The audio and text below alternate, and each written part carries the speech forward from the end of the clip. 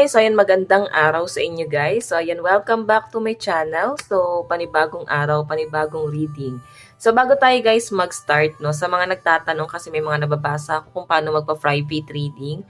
Guys, nasa description box below kung paano nyo ako guys makakontakt. Okay? Kung hindi nyo guys mahanap, ay pwede nyo ako guys i-direct message sa akin pong Facebook. Jade Tarot. Ayan, Jade Tarot po yung pangalan ng aking Facebook, okay?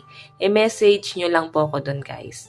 So, ayan guys, meron tayong dalawang card. Alam nyo na yan guys, kasi collective yung gagawin natin, no? So, bago tayo mag-start, remind ko kayo guys na hindi lahat sa inyo ay 100% makaka-resonate dahil general po yung reading natin. Yung malakas na energy lang yung napipick up natin, okay? So, ayan. Maraming salamat po pala guys sa walang sawang pagsubaybay sa ating mga reading. And kung kayo ay bago pa lang, mag-subscribe na po kayo guys. And i-click mo na rin yung ating notification bell para lagi po kayo guys updated sa ating mga bagong upload. So, tingnan natin guys energy ng person mo. Ano ba ang nararamdaman ng person mo sa'yo ngayon? Nararamdaman ng person mo sa'yo ngayon.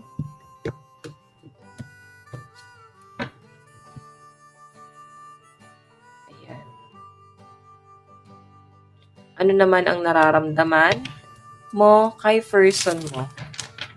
Ano naman ang nararamdaman mo sa person mo ngayon? Nararamdaman mo sa person mo?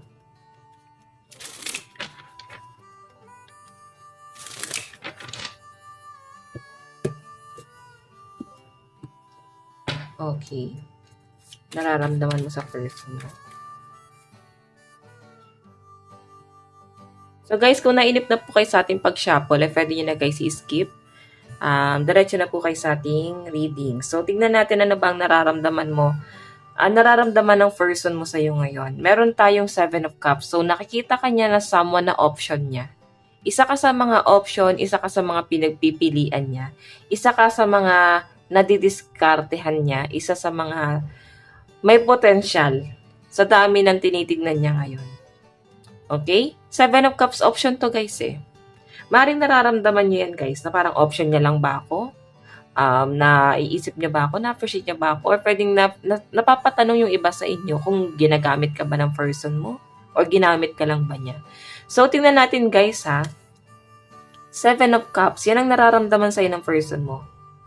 Okay? Isa sa mga nagiging option niya ngayon. Or pwedeng marami siyang kung hindi man to guys tao ang nagiging karibal mo, ay pwedeng mga gawain niya, pwedeng sobrang busy lang talaga nitong person na to, at parang ikaw ay nasa-set aside niya. Kasi sobrang busy niya sa dami ng inaasikaso niya, hindi kanyan masyado napapansin. Okay? So, tingnan natin guys, siguro boss tong person mo. Mataas na tao siya. Paano kanya tingnan ngayon? 3 of Swords. I think may betrayal dito. Siguro paulit-ulit kang sinaktan nitong taong to. Nararamdaman niya sa'yo ngayon or paano kanya tignan ngayon? Nakikita kanya na someone na saktan niya. Someone na nalagay niya sa third party. Someone na pwedeng naguluhan siya sa pagde-decide. At ito yung naging resulta. Okay, nasaktan niya. So, malinaw guys na meron talagang naging ibang involved dito. Okay? So, malakas ang energy ng Cancer, Pisces, and Scorpio, and 3 of Swords, Aquarius, Gemini, and Libra. Yung iba sa inyo guys, maaaring nag-i-stay pa rin kasi siguro meron kayo pinangahawakan. Okay. Pero ang nakakaano lang dito guys, kasi tinitignan ka pa rin ng person mo. So, I think naiisip ka pa rin niya. I think mahal ka pa rin niya. Kasi tinitignan ka pa rin niya. Okay? Kahit na nasaktan ka niya rito. Yung iba sa inyo, I think, marami ka ng luha na inilabas dito sa taong to. Tignan natin, guys, ano yung magiging action ni person. 3 of Wands. Nag-aantay. Medyo intense to, guys, ha. Pagkatapos niyang gawin sa inyo to, pagkatapos kanyang lokohin, ngayon inaantay ka niya. Inaantay niya na humupa yung tension sa side mo. Inaantay niya na para bang mawala na yung galit at magkaroon na guys ng kapatawaran. Or magkaroon na ng peace of mind. So, parang sa kanya pa talaga ng galing. 3 of Wands eh. So, si person mo, someone na mataas ang ambisyon nito. Kung bakit ganito siya. Siguro, kung bakit nagkaroon ng third party is, maaaring may offer sa kanya. Naguluhan siya kasi may nag-offer sa kanya. Okay? Naguluhan siya na maaaring yung naging karibal mo ay mas maayos ang daloy ng pera. Ngayon guys, disappoint siya kasi frustrated siya dito. I think hindi siya talaga naging masaya kahit nakukuha niya yung mga gusto niya. Hindi siya nagiging masaya kasi inaantay ka pa rin niya Inaantay niya pa rin humupa yung tension sa pagitan yung dalawa. Tignan natin guys yung overall energy. 5 of Cups. Tignan mo, puro pag-aantay. Ito guys ay disappointment. So, yung overall energy niya guys na nakikita ko sa kanya, disappointed siya sa sarili niya. Nakikita ko sa kanya someone na maraming regret ngayon. Madaming pinagsisisihan, maraming pinanghihinayangan. Akala niya guys, ginto itong nakuha niya. Akala niya nakahiga na siya sa kama or sa kama na puro pera. Okay? Tignan niyo naman yung nararamdaman niya. Hindi siya totally masaya guys. Okay? So, yung person mo parang ang gandang title, no? Akala mo ginto, yung pala tanso. Diba? Akala niya ginto yung nakuha niya pero tanso pala guys. Kasi, di siya naging masaya Nagkaroon din sila guys ng conflict nitong third party. Siguro, sa inyong dalawa, sa nakikita ko sa'yo, parang mas nabibigyan mo ng peace of mind yung person mo, unlike dito sa bago niya ngayon.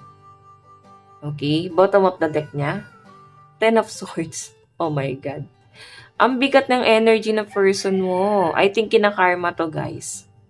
Kinakarma si person mo. Sinaksak ng 10 Swords, Air sign, Aquarius, Gemini, and Libra. So, yung malakas ang fire, water, and air. Pero syempre, mamaya titignan natin kung ano ba yung mga malalakas na zodiac sign.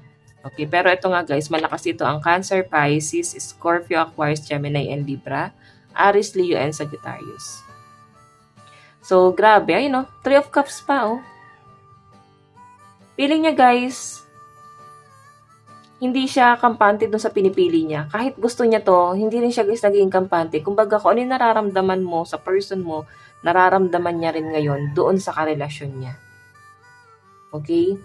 So, tingnan natin guys, sa side mo, ano ang nararamdaman mo kay person? The Hangman, nakastuck ka. Komplikado pa rin yung sitwasyon mo. Hindi ka pa rin makapag-decide, hindi ka pa rin makalayo. Sa ginawa ng person mo, sa pinapakita sa akin guys, mas lalo kang nahirapan. Kasi dati parang nung wala naman siya, okay naman yung buhay mo, nakakapagplano ka sa sarili mo. Pero ngayon guys, parang nakita mo na wala. Parang kahit kakampi, sandalan, wala kang malapitan ngayon. Parang inubos ka ng person mo. Okay, so tingnan natin guys. Ano yung tingin mo sa kanya ngayon? 3 of Pentacles, ganun din. Cheater, manloloko, manggagamit. Ganun mo siya tignan ngayon. Galit ka sa taong to kasi 3 of Pentacles May collaboration talaga. Kumbaga, nakikita mo siya na sinungaling. Nakikita mo siya na para bang hindi niya tinupad yung mga pinangako niya sa'yo.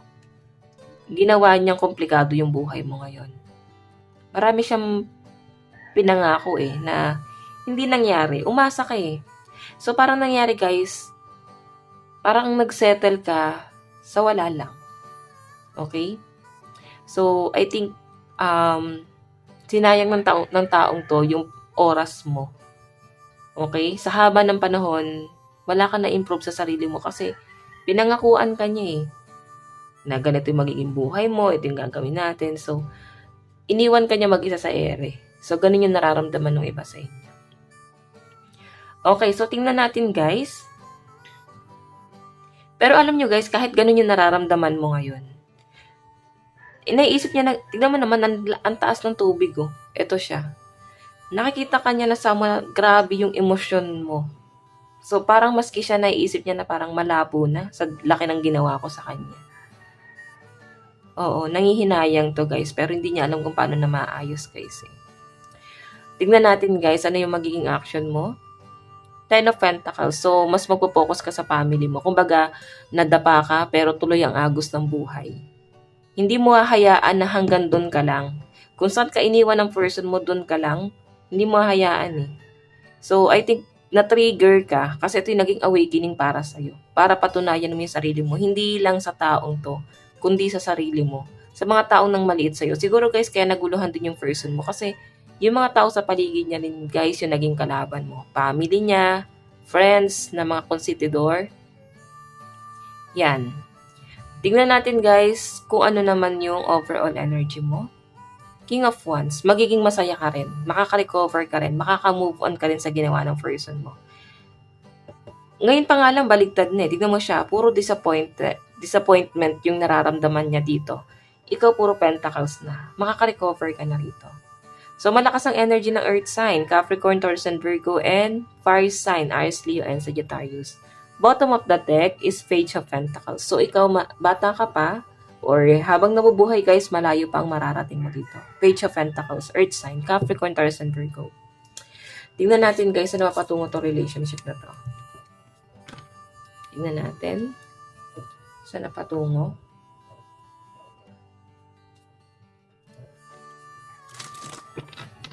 Ito nga gamitin natin. Saan napatungo to relationship na to? Spirit guide. Meron tayong Page of Cups. Meron tayong Nine of Cups.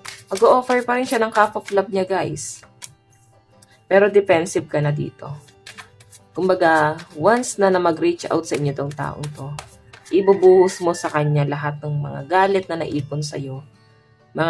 Mga naramdaman mo na hindi mo nasabi sa kanya kasi hindi kanya binigyan ng chance na magsalita. Hindi kanya binigyan ng chance na ipaglaban yung sarili mo. Kasi alam niyang mali siya rito, guys. Okay? So, sa pinapakita sa akin dito, guys, Queen of Wands, Emperor, nakikipagmataasan pa rin sa inyo. Mataas pa rin ang ambisyon ng taong to. Kahit walang-wala naman na siya.